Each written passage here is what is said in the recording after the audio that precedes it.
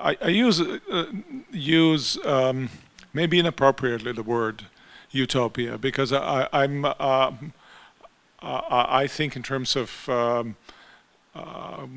God's presence and intervention in our affairs, recreation of the world.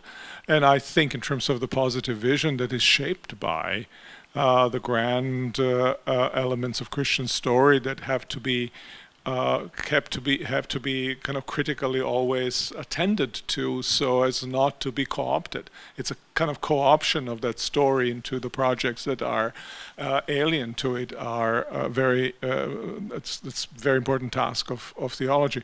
But I think, I mean, when I name Home of God Among Mortals, I see the image of the New Jerusalem, and interesting enough, right? It's a city contrasted with the Babylon.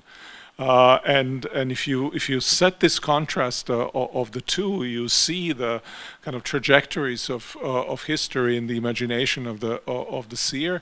And to me, that is not just utopia you dreamt, one dreams up. It's actually formed profoundly out of a kind of human self and the world that is incarnate in the story of Jesus Christ. I mean, I'm pretty straightforward. Jesus is the answer kind of a guy, right?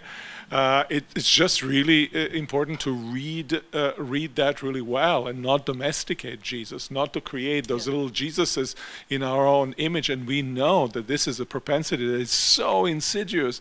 Even folks who do their best to do historical work, to dig very closely, and then suddenly you look, it's like looks the same way as the guy who wrote about him, right?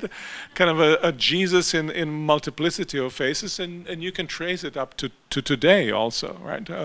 And that's, I think, what we have to worry about, projecting ourselves onto this and then claiming our own utopian thinking as with some divine sanction, and then you're back into